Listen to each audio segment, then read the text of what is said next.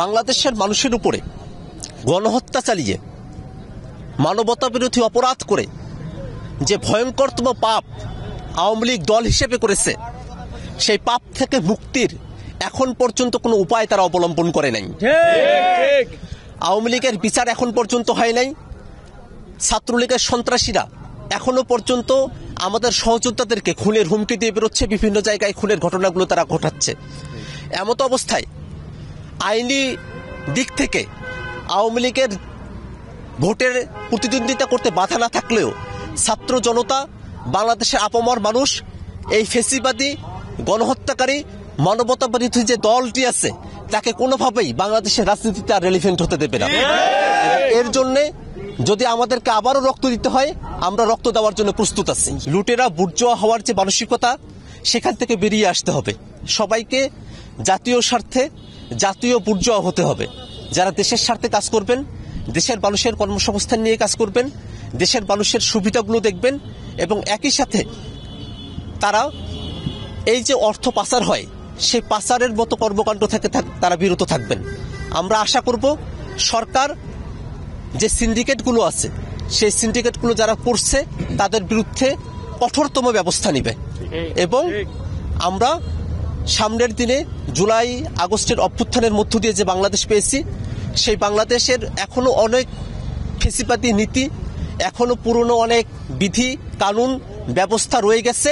আমরা চাইব আমাদের যে সংগ্রাম, ফেসিবাদী ব্যবস্থার বিলোপ এবং নতুন রাজনৈতিক বন্দোবস্ত, তার জন্য জাতীয় নাগরিক কমিটির যে সংগ্রাম চলছে, বৈষম্যবিরোধী ছাত্র আন্দোলনের যে সংগ্রাম চলছে, সারা দেশের মানুষের যে সংগ্রাম চলছে, এই সংগ্রামের ভিতর আমরা যে পরবর্তী যে বৈষম্যমুক্ত বাংলাদেশ, তার প্রান্তে আমরা পৌঁছাতে পারব।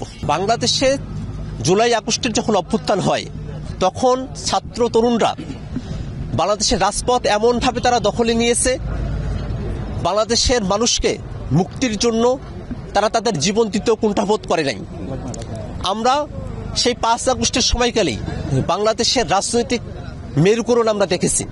আমরা সেখানেই নতুন এক রাজনৈতিক দল, নতুন এক রাজনৈতিক শক্তির উল্লম্ফন হবে এই আশাবাদ আমরা সেদিনই দেখেছি এবং এই দীর্ঘ 3-4 মাসের পথ পরিক্রমায় বাংলাদেশের সর্বস্তরের জনতার সঙ্গে আমাদের যে যোগাযোগ হয়েছে এবং বিভিন্ন যে জরিপগুলো আছে, তাতেও এটা অত্যন্ত সুন্দরভাবে দৃষ্টিগোচর হয়েছে যে বাংলাদেশের মানুষ নতুন এক রাজনৈতিক শক্তি, যে শক্তির নেতৃত্বে থাকবে তরুণরা, এমন একটি রাজনৈতিক শক্তি, রাজনৈতিক দল প্রত্যাশা করে।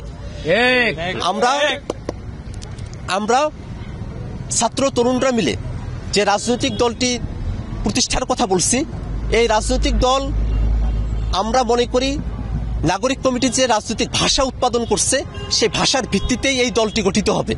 আমরা বাংলাদেশে বিবদমান যত পক্ষ আছে, আদর্শিক পক্ষগুলো আছে, সে আদর্শিক দলাদলিতে আমরা লিপ্ত হতে চাই না। বাংলাদেশের জন্য সার্বিকভাবে আমরা একটি সেন্ট্রিস্ট মধ্যমপন্থী রাজনীতির চর্চা করতে চাই, যে রাজনীতির ভিত্তি হবে বাংলাদেশের স্বার্থ। সেই স্বার্থকে জলাঞ্জলি দেবার যদি কেউ চেষ্টা করে, তার বিরুদ্ধে প্রতিরোধ করে তোলাই হবে আমাদের কর্তব্য এবং বাংলাদেশের স্বার্থকে রক্ষা করাই হবে আমাদের জীবনের শপথ। আমরা বিশ্বাস করি বাংলাদেশে নতুন যে পরিস্থিতি তৈরি হয়েছে, আপনারা দেখতে পাচ্ছেন রংপুরের মতো প্রত্যন্ত অঞ্চলেও মানুষেরা আমাদের সাথে একত্রিত হয়েছেন। তারা চান যে নতুন একটি রাজনৈতিক শক্তির আবির্ভাব হোক। আমরা বিশ্বাস করি সে রাজনৈতিক শক্তি সামনের দিনে বাংলাদেশকে নেতৃত্ব দেবে, বাংলাদেশের রাষ্ট্র ক্ষমতা পরিচালনা করবে, বাংলাদেশের মেহনতি মানুষের মুক্তির দিশারি হয়ে উঠবে। এখনো পর্যন্ত রাজনৈতিক যে উদ্যোগের কথা আমরা বলেছি, তার নাম আমরা ঠিক করিনি। আমরা জনগণের কাছ থেকে, মানুষের কাছ থেকে আমরা প্রস্তাবনা চেয়েছি।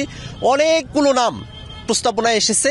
আমরা সবগুলো বিষয়কে বিবেচনায় রেখে আমাদের নেতা কর্মী এবং আমাদের শুভাকাঙ্ক্ষীদের সঙ্গে আলাপ আলোচনার ভিত্তিতে